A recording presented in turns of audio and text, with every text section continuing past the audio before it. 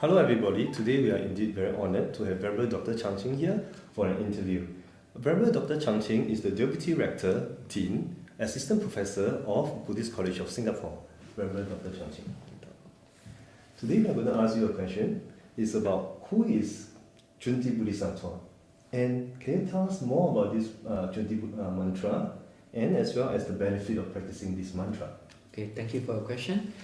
Now, as for the who is Chunti Bodhisattva, first of all, I like to explain on the Bodhisattva, the concept of Bodhisattva in Buddhism.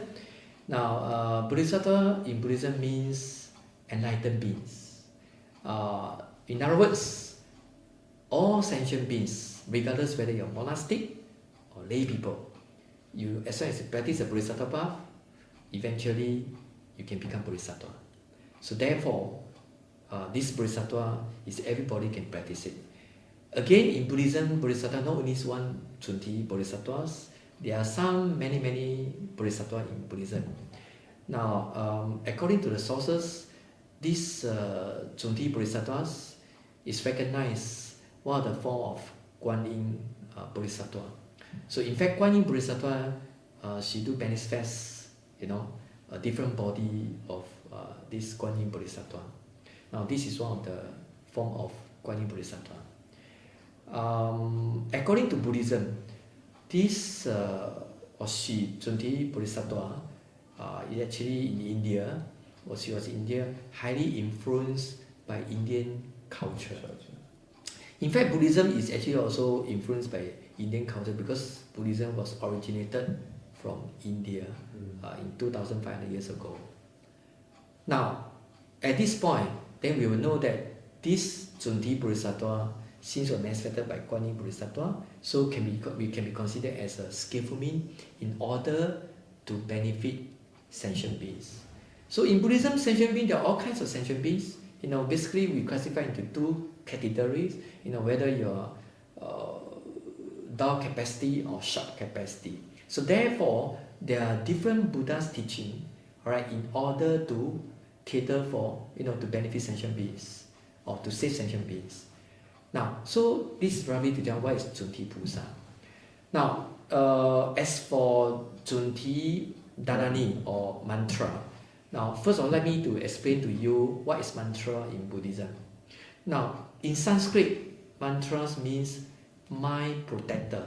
So in other words, it's to protect our mind because our mind is so easily influenced by the external world or external object.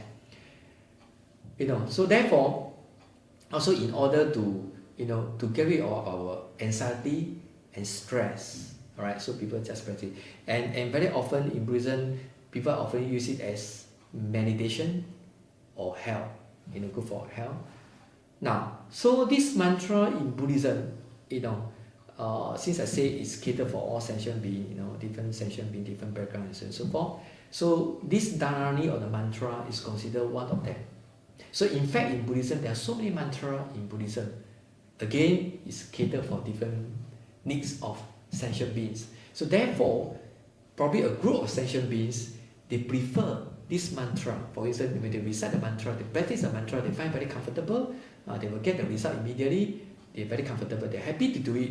So this mantra probably suit to them.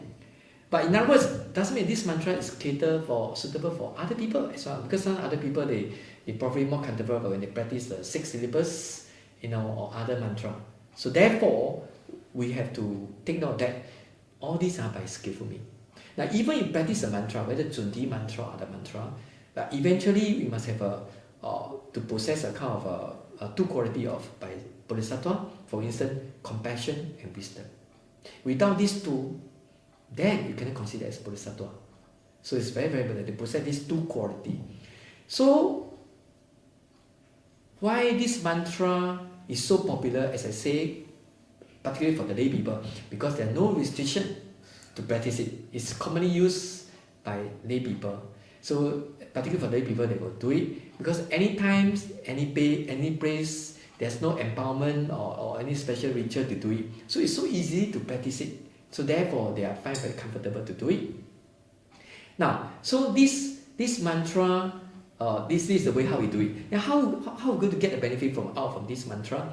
Now, according to this mantra, I say very very powerful because once you recite it, you practice it, then you can get rid of these kind of problems or dangerous things, and so in terms of longevity, your health, it solve a lot of problems. The power will just to help you to cater for all those when you encounter certain difficulty problems and so forth. So therefore, people will like to do it because it's immediate response, very very fast. But don't forget, all these are skillful means. Because in order to solve our problem completely, in terms of mental defilement, or affliction, we need wisdom and compassion. Mantra is just a skillful for it, probably this is a stepping stone. But once you develop further, you need the wisdom and the compassion. But how you do it? Of course, through mantra, you can do contemplation. To contemplate, Bodhisattvas possess these two qualities. And we, as a practitioner, we should follow Bodhisattva's spirit and how they practice it, we just follow accordingly. So eventually, we also can generate wisdom. We also do have compassion. So in order to meet this requirement to become by Bodhisattva. Alright. So I think as a practitioner, although it's very fast, just an instant noodle, but we have to really bear in mind, no free meal in this way, you have to pay for the price. Of course, this is not everybody will do it one, some people prefer other mantra, but we must take note that not only this mantra is very powerful and this is a perfect one, and this is the only one, we don't need to recite any other mantra, so probably this is a wrong concept. But anyway, all these are skillful means, so we have to take on that. Thank you very much. Yeah, thank you.